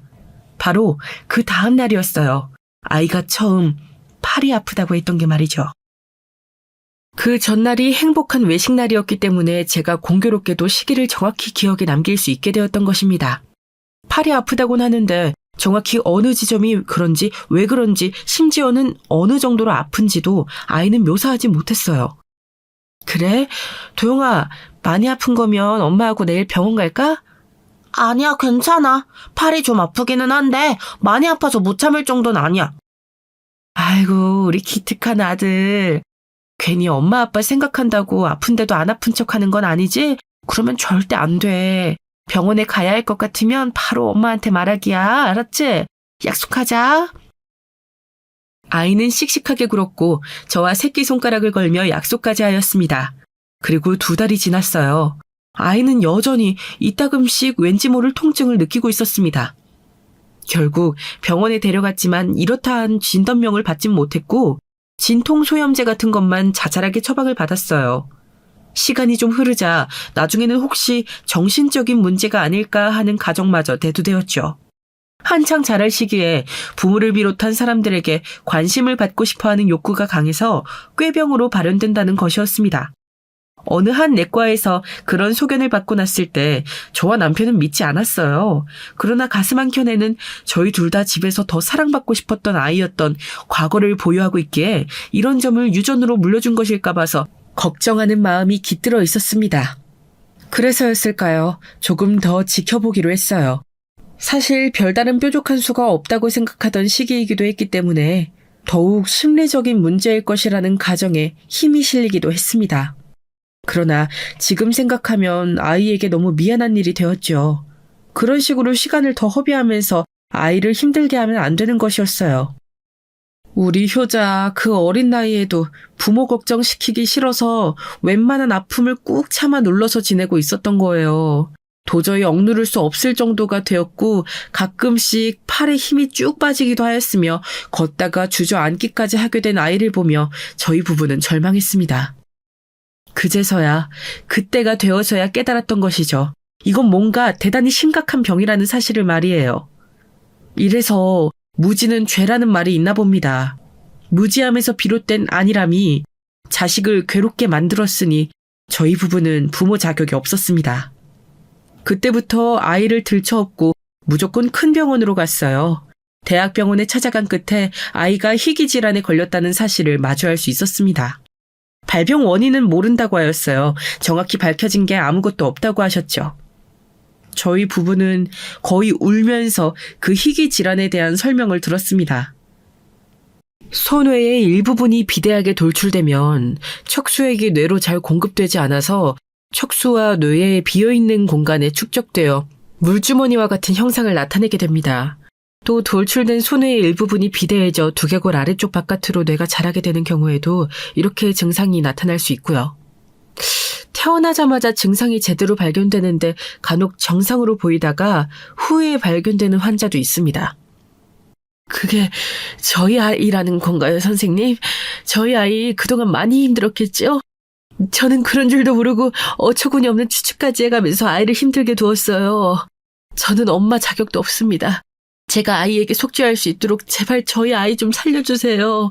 치료할 수 있는 병 맞죠?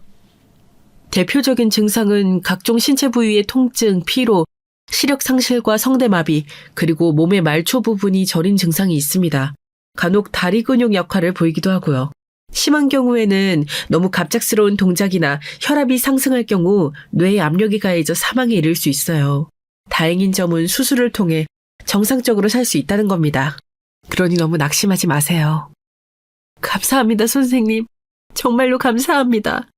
저희는 아이만 살릴 수 있다면 정말 뭐든 다 내놓을 수 있어요. 수술만 잘해주세요. 제가 말하는 동안 옆에서 남편은 눈물을 훔치며 연신 고개를 끄덕이고 있었지요. 낫기만 한다면, 살 수만 있다면 뭐가 문제이겠나요? 아이가 저희 곁을 영영 떠날 수도 있다는 생각이 잠시 들었을 때는 그야말로 죽고 싶었으나 수술을 하면 된다는 이야기를 듣고 나니 세상이 아름다워 보였습니다. 아이에게 말해주었어요. 걱정 말라고요. 아빠, 엄마만 믿으라고요. 그리고 나서 저희 부부는 현실을 마주해야 했습니다. 네, 돈이 문제였어요. 은행 대출 빚이 있는 상태였기에 추가로 대출을 받는다는 건 무조건 1금융권 밑으로 내려가야 하는 것이었습니다. 게다가 비참하였던 사실은 제가 당시에 신용불량자였어요. 왜냐하면 친정엄마가 제 명의를 가져다 쓰셔서 그리 만드셨거든요. 그런 마당인데 친정 식구들에게 손을 벌린다는 건 아예 상상조차 안 되었습니다. 저희 부부는 머리를 싸맨 끝에 아주버님과 형님을 찾아뵙기로 하였어요. 먼저 전화를 드렸었죠. 남편이 자기 형하고 하는 통화를 옆에서 제가 들었습니다. 형, 잘 지내지? 다름이 아니라 형하고 형수님한테 부탁을 좀 하고 싶은 게 있어서 그러는데 전화로 할 이야기는 아닌 것 같고 주말에 잠깐 볼 수 있을까? 우리가 갈게. 우리라니? 재수 씨하고 온다는 거야? 왜? 그냥 지금 말을 하지 그래. 아니. 지금 말하기는 좀 그런데 우리 도영이 있잖아. 아픈 지 벌써 오래됐는데 원인을 못 찾아서 한참 헤매고 있었던 거 형도 알지? 그거 관심 받고 싶어서 꾀병 부렸던 거 아니야? 도영이가 네 친자식은 맞나 보다. 어쩜 그렇게 아빠하고 아들이 닮았냐? 나약해 빠져선 잔머리만 얄밉게 살살 굴려다니는 게 아주 똑 닮았네. 잔머리라니 형은 무슨 말을 그렇게... 아니 지금 이럴 게 아니고 우리 도영이가 희귀 질환을 앓고 있대. 수술을 하면 정상적으로 살 수 있지만 수술 못 받으면 목숨까지도 위험할 수 있어. 뭐? 희귀 질환? 어쩌다가 어린애가 그런 걸 앓게 된 거야. 그래서 뭐 하자는 건데? 설마 수술비 마련하려고 연락한 건 아니겠지? 형, 이게 수술비가 생각보다 너무 막대하다. 그런데 지금 나도 그렇고 도영 엄마도 그렇고 신용카드 할부조차 쓸 수 없는 상황이야. 수술비 대달라고 안 해. 다 빌려달라고도 안 해. 그냥 형이 지금 형편이 되는 만큼 조금이라도 빌려줄 수 있을까? 우리가 정말 되는 대로 다달이 바로 갚을 수 있어. 참나, 기가 막혀도 이렇게 막힐 수가 있나. 하나뿐인 자기 자식이 희귀 질환에 걸려서 수술을 해야만 살 수 있는 상황인데 돈 한 푼이 없어서 이러고 있는 네 꼴을 봐라. 네가 살아온 인생이랑 고작 이 정도 되는 것이고 너는 고작 그 정도의 부모밖에 안 된다는 거야. 옆에서 듣는데 그 대목에서 정말 울컥하더라고요. 감정이 올라오는 게 아니라 진짜 피가 솟구치는 느낌이었어요. 사이코패스 아닌가 싶었습니다. 자식 수술비를 마련하려고 발버둥 치는 사람을 향해서 그게 어디 할 소린가요? 게다가 자기 친동생이고 아픈 아이는 자기 친조카인데도요. 제가 분노와 서름에 찰 눈물을 흘리며 전화기를 낚아채려고 했는데 남편이 말려서 차마 그러지 못했습니다. 최대한 좋게 참으면서 아주버님을 어떻게든 회유를 하면서 통화를 마무리하더라고요. 저는 그런 남편이 순간적으로 원망스러웠지만 전화기를 내려놓은 남편의 처절한 표정을 보고 제가 잘못 생각했음을, 제가 오히려 잠시 어리석었음을 인정하였습니다. 아픈 자식 앞에서 그깟 자존심이고 체면이고 다 무슨 상관인가요? 남편이 옳은 것이었죠. 지금 붙잡을 수 있는 동아줄이라곤 아주버님과 형님밖에 없는 실정이었는데 더럽고 치사해도 비위를 맞추면서 수술비를 마련하는 게 정답이었습니다. 그게 저희 부부가 해야 할 일이었어요. 아주버님께서는 마지못해 말씀해 주신다는 듯이 고민 좀 해보고 답을 주신다고 하였지만 그 다음 날이 되어도 연락은 오지 않았습니다. 전화를 하자 아예 안 받으시더라고요. 그때 심정이 정말 하늘이 무너지는 것 같았네요. 주말이었기에 남편하고 저는 각오를 다진 채로 두 분을 찾아갔습니다. 으리으리하지는 않아도 고즈넉하고 기품이 넘치는 아담한 단독주택이었죠. 그 앞에 당도한 것만으로도 약간은 기가 죽는 기분이 들었으나 아이 생각을 하면서 용기를 내어 안으로 가보았습니다. 그러자 앞마당에서 꽃을 다듬고 계시던 형님이 보였어요. 꽃 줄기를 가위로 자르시다 말고 저희 부부를 발견하시고는 즉각 헛웃음을 터뜨리셨습니다. 쓰고 계시던 챙이 넓은 모자를 휙 벗어던지시더니 딱 이렇게 말씀하셨어요. 야, 웬 거지 새끼들이 염치도 모르고 끝내 동략을 하러 왔네? 뇌에서 그 말이 인지가 되는 것보다도 주먹이 쥐어지는 게 더 빨랐던 것 같습니다. 단전에서부터 분노가 끌어올랐죠. 그것은 남편도 마찬가지였는지 옆을 슬쩍 보니까 아랫입술을 꼭 깨물고 있더군요. 저는 심호흡을 크게 한번 하고 남편을 향해 내가 나서겠다는 눈빛을 전달한 뒤 형님에게 혼자 가까이 갔습니다. 형님, 그렇게 말씀하시면 서운합니다. 아주버님을 통해 다 들으셨지요. 생판 남을 도와달라고 저희가 이러는 게 아니잖아요. 저희 도영이 아주버님의 하나뿐인 친조카이고요. 형님의 하나뿐인 시조카 되는 아이예요. 수술만 하면 정상적으로 살 수 있다는데 이걸 외면하실 건 아니시죠? 염치 없이 부탁드리는 건 정말 죄송합니다.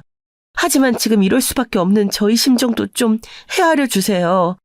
무조건 최우선으로 빌려주시는 돈을 갚겠습니다. 허리띠 졸라매고 살더라도 그 돈부터 갚을게요. 은혜 잊지 않을 겁니다. 떡 줄 사람은 생각도 안 하고 있는데 받아먹을 궁리는 엄청나게 하고 있네. 자꾸 조카라는 사실을 앞세워서 어떻게 해볼 생각 좀 하지 마. 우리 마음 약한 애들 아빠가 괜히 흔들리려고 하잖아. 그래서 내가 따끔하게 정신 차리도록 해줬지. 한심하게 살아온 천치들은 이런 순간에 우리의 도움을 받을 자격이 없다고 내가 그렇게 말해줬어. 그랬더니 정신을 차리더라고. 형님, 제발 부탁드려요. 어떤 계산이나 감정을 앞세울 일이 아니잖아요. 아이 목숨이 달려있는 일이잖아요.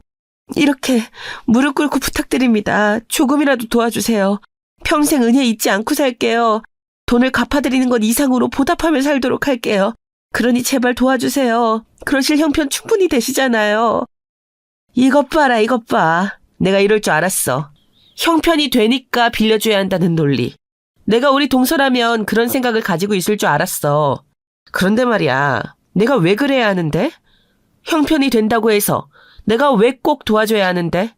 다 큰 어른들이고 책임질 수 있다고 생각해서 애를 낳았으면 죽이 되든 밥이 되든 본인들이 해결을 봐야 하는 거 아니야?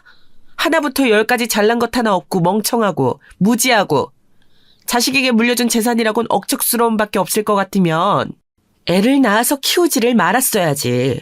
감정이 호소하면서 구질구질하게 굴지 마. 남이 있지 두 사람을 안 도와주는 게 바로 두 사람을 도와주는 거라고 생각해. 그래야 정신 차리고 똑바로 산다니까. 지금 만약에 내가 두 사람을 도와주잖아. 그러면 앞으로도 두 사람은 무슨 위기가 닥칠 때마다 무릎 한번 꿇고 말지 뭐 라고 생각하면서 살 거야. 딱 그 정도 수준들이니까. 말문이 턱 막혔습니다. 정원 바닥에 꿇은 무릎보다도 가슴이 말도 못하게 아팠습니다. 제가 무슨 표정을 짓고 있었는지 그때 무슨 생각을 더 하고 있었는지 모르겠어요.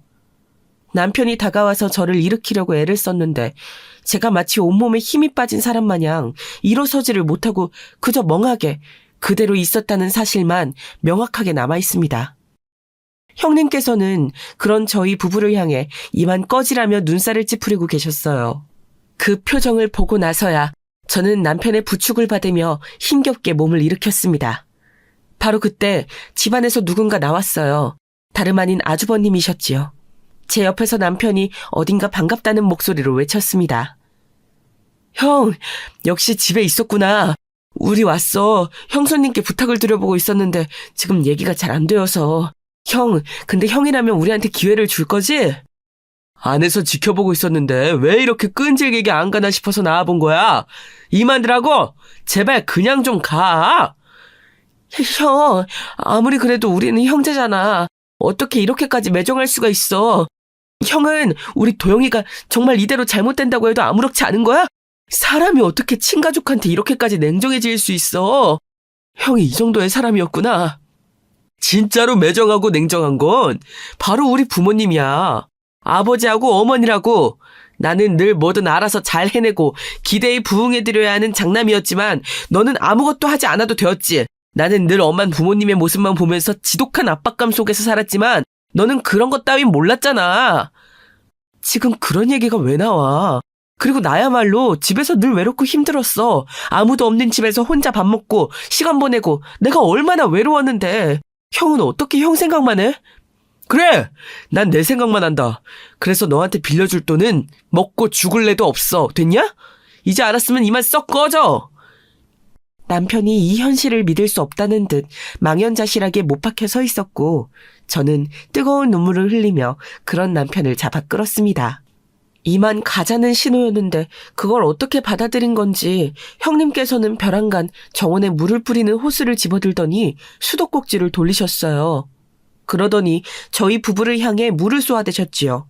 난데없는 물벼락이 쏟아졌습니다. 제발 좀 가라 이 인생의 낙오자들아. 죽이 되든 밥이 되든 그건 스스로 알아서 좀 하고 살아.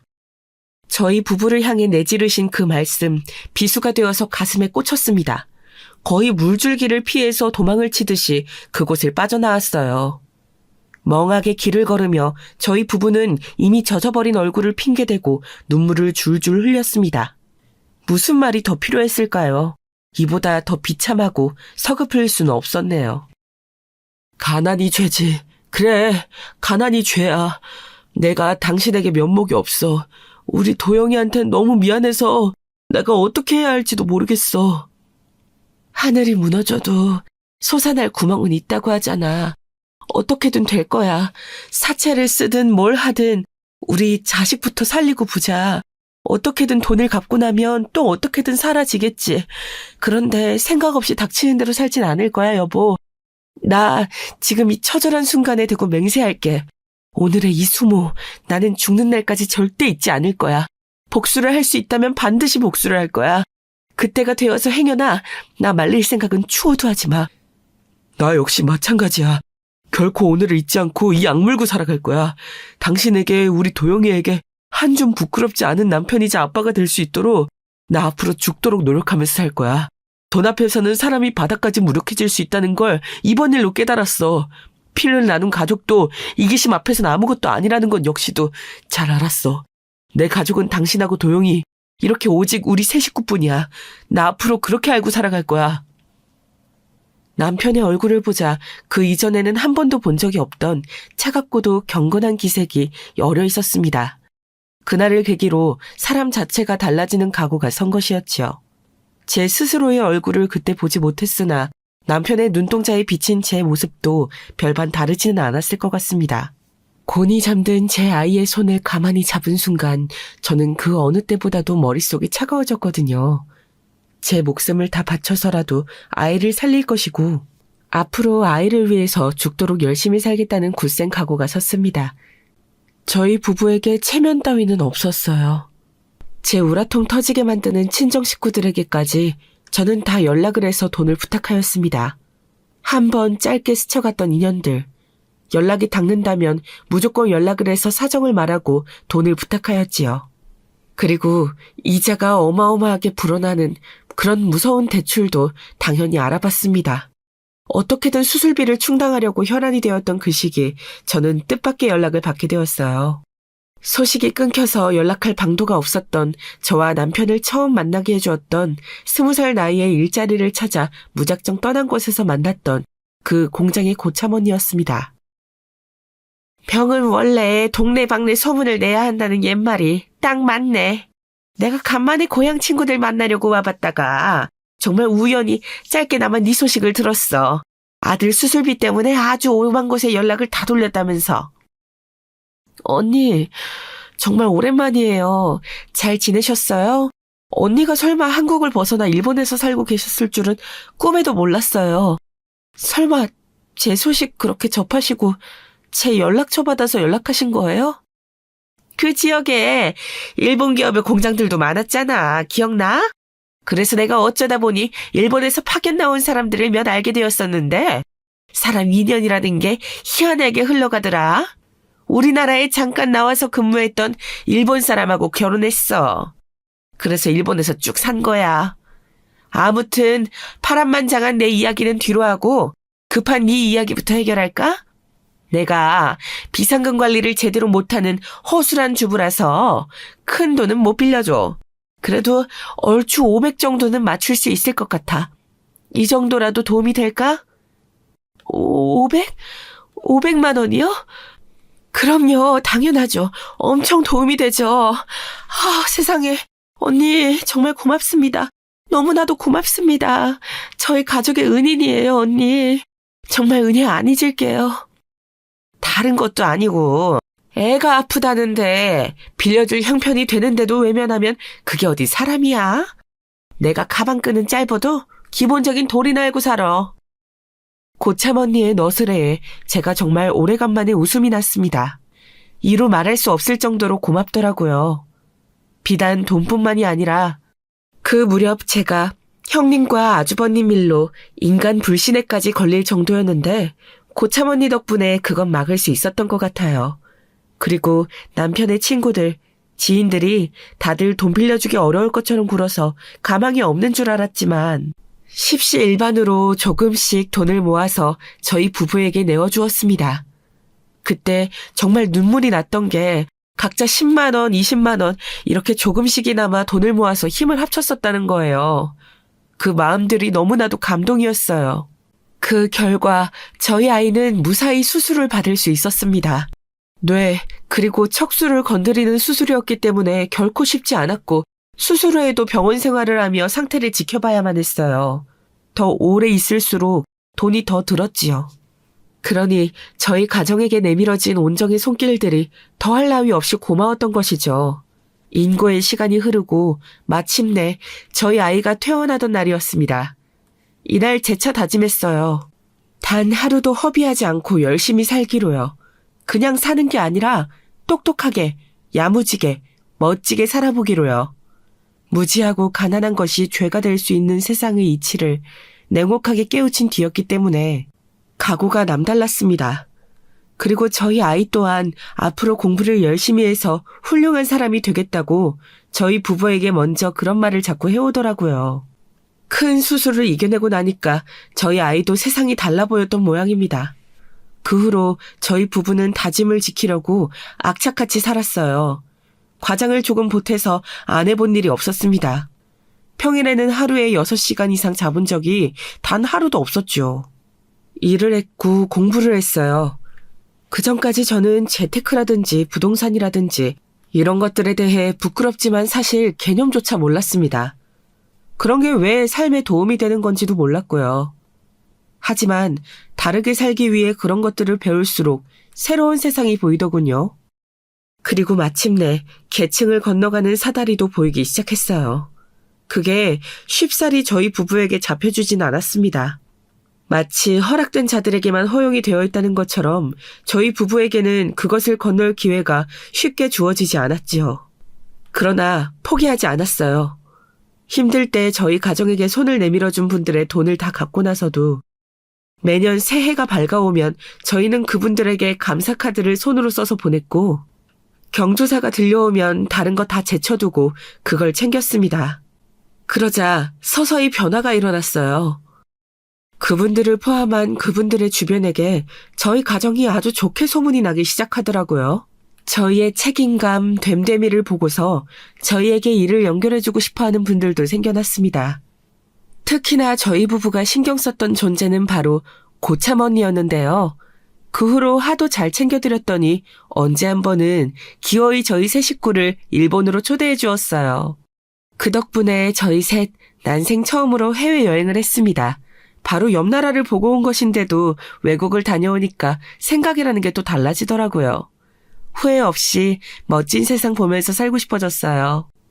이러한 과정들을 거치며 저희는 늘 성장을 해 나갔기에 계층의 사다리를 건너는 것, 그걸 포기할 수 없었던 것이죠. 오래된 구옥 빌라에서 살았던 저희 가정은 어느새 주상복합 아파트에 입주를 하게 되었습니다. 남이 받아온 일감이나 같이 하면서 간단한 수리 일을 했던 남편은 이제 어엿한 수리센터 사장님이 되어 있었고요. 돈이 되는 일을 하기 위해서 새벽같이 동대문 시장에 나가 옷을 떼오고 그걸 각종 거래처에 연결하는 걸 하다가 적성을 찾은 저는 어느새 그 길을 쭉 따라오다가 젊은 엄마들 대상으로 하는 쇼핑몰을 창업하여 운영 중이었습니다. 저는 컴퓨터 기술도 모르고요. 사진도 잘 찍을 줄 몰랐어요. 그런데 열심히 성실히 움직이는 것만은 자신 있었습니다. 이런 저를 보고서 함께 일하겠다는 직원들이 생겼고 각자 자기가 잘하는 걸 하기 시작하면서 어느새 구색을 갖춘 쇼핑몰이 되었어요. 그리고는 끝없는 성공 신화가 이어졌죠. 저희 아이, 우리 도영이는 진통을 겪었던 사춘기를 지나 수험 공부에 매진하는 고등학생이 되어 있었고요.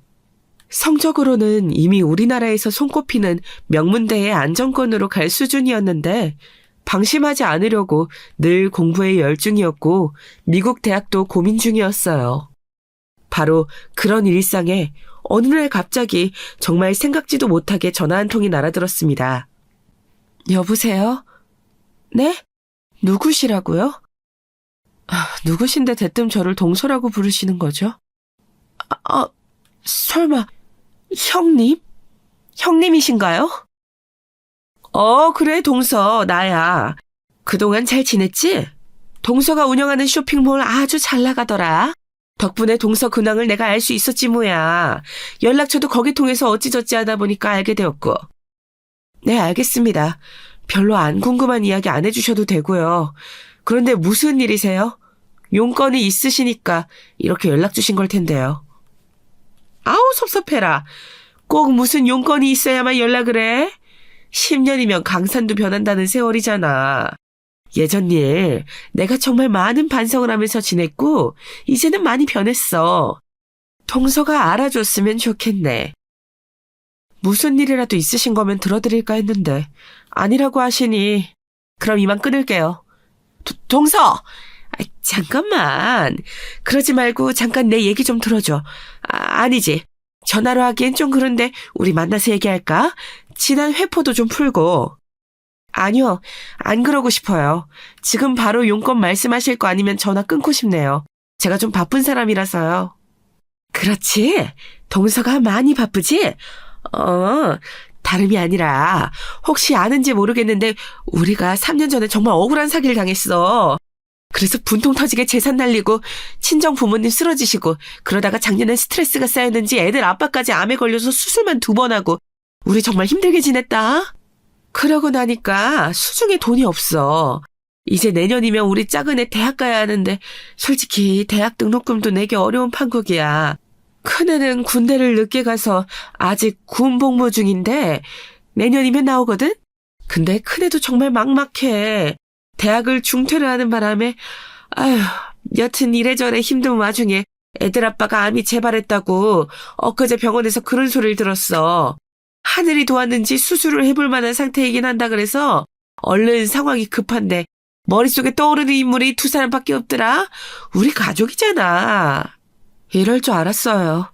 결국 돈 얘기였군요. 하긴 돈이 아니면 연락하실 일이 없으셨겠죠. 동서! 무슨 말을 그렇게 해. 애들 아빠 동서에겐 하나뿐인 시숙이잖아. 보아하니 지금 사는 형편이 괜찮은 것 같던데 설마 외면할 건 아니지? 예전에 우리 부부는 미성숙해서 실수를 저질렀다지만 2사람은 우리보다 나으니까 그러지 않을 거라고 믿을게. 글쎄요. 저희도 생각보다 그렇게 성숙하진 않아서요. 말씀하시는 것들이 별로 와닿지가 않네요. 어쨌든 저 혼자 결정할 일은 아니니까 의논 좀 해보고 연락드리겠습니다. 그래, 동서. 기다릴게. 지금 상황이 좀 많이 급하니까 오늘이나 내일 중으로 연락 좀 부탁할게. 저는 전화를 끊고 나서 온몸에 소름이 훅 끼쳐왔어요. 정확히 10년이나 지나 있었습니다. 딱 10년 후에 저희 부부와 아주버님 형님의 부부의 위치이며 상황이 뒤바뀌어 있었던 거예요. 그 순간 머릿속에 신은 있다라는 생각부터 들더군요. 이 순간을 위해 지난 세월 쉬지 않고 달려온 것이라는 확신 또한 들었습니다. 그날 저녁 남편과 이 이야기를 나누었어요. 그러자 남편이 눈을 지그시 감고 깊은 상념에 잠긴 듯 한참을 가만히 그렇게 있더군요. 제가 전달한 내용을 속에서 곱씹듯이 말이에요. 이윽고 남편이 눈을 뜨며 말했습니다.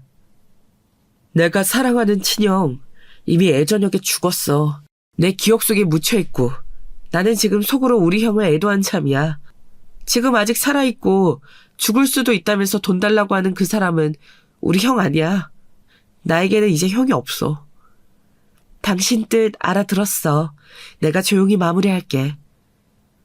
남편이 진실로 그 속까지 매정할 수 없는 사람임을 저는 알았습니다. 그래서 그냥 저 혼자 마무리를 짓기로 했어요.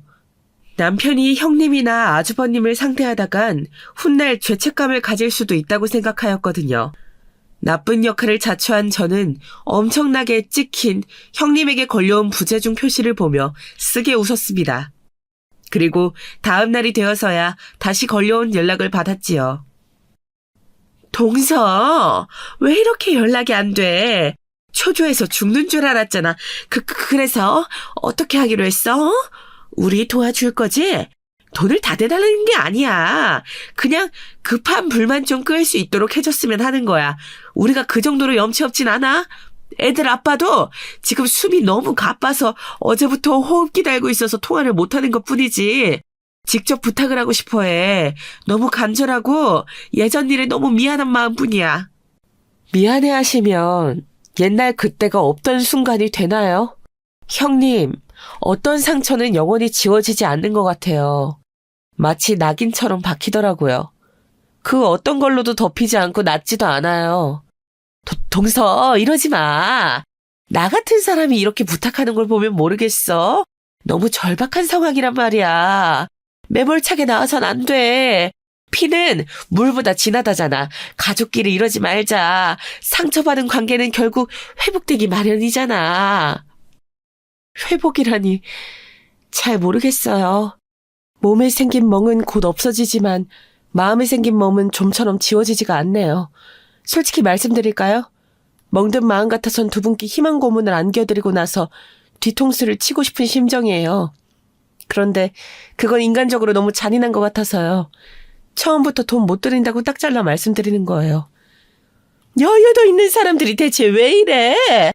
복수심에 이러는 거야? 아무리 우리가 미워도 우리 애들 동서의 시조카들 우리 애들 봐서라도 이러면 안 되지. 형님도 그때 여유 있으셨잖아요. 그리고 형님 자식들보다 그때 저희 도영이가 훨씬 더 어렸어요. 그거 잊지 마세요. 그런데요, 형님. 지금 제가 문득 궁금해진 건데 저희 부부에게 그렇게나 매몰차게 구실 배짱, 용기 그런 게 다 어디서 나셨던 거예요? 그날 이후로 악몽은 안 꾸셨어요? 저는 그때 당했던 사람으로서 그냥 되갚아드리는 걸 하는 것만으로도 지금 가슴이 뻐근해질 정도로 기분이 불쾌해서 미칠 것 같거든요. 도와달라고 누가 내 손길 쳐내고 거절하는 거 이거 정말 못할 짓인데 형님은 어쩜 그렇게 그때 태어나게 잘 도와셨어요? 타고나신 건가요? 저도 그간 많이 독해졌다고 생각했건만 형님 발치에는 못 따라갈 것 같습니다. 그럼 잘 지내세요. 어떻게 사실지 궁금하지 않으니까 앞으로 어떤 연락이든 안 주셔도 됩니다. 전화를 끊었을 때 형님의 울부짖는 소리가 들려왔던 것 같아요. 저는 조금 떨리는 손으로 그 번호를 차단했습니다. 그날 밤 늦게까지 공부를 하다가 잠든 아이의 방을 확인하고 나서 저희 부부는 조용히 작은 등 하나만 켜놓은 부엌에서 술잔을 기울였어요. 많은 상념들이 그 술에 섞여 있었고 저희 부부는 많은 대화를 나누는 대신 그저 서로의 술잔을 채워주었습니다. 복잡한 감정들은 그 술에 털어버리려는 듯 말이지요. 애써 아무 생각 안 하고 지내려 하였어요. 그러다가 2달 뒤 아주버님의 부고를 들었습니다. 결국 그때 수술을 받으셨는데 예후가 좋지 못했고 금세 돌아가신 것이죠. 빚만 남겨졌다는 후문을 함께 접하였네요. 형님께서는 먼 지방으로 내려가신 듯 했습니다. 고3 수험생인 작은 애를 데리고 그런 선택을 하셨더라고요. 더 알아보진 않았어요. 거기까지가 가족이 돼 가족이라 할 수 없는 사이에 그어진 경계선 같았기 때문입니다. 그 후로 시간이 다시 꽤 흘렀어요. 저는 지금 여유로운 일상을 영위하고 있지만 때때로 마음에 든 멍자국을 문지르며 사색에 잠기곤 하네요.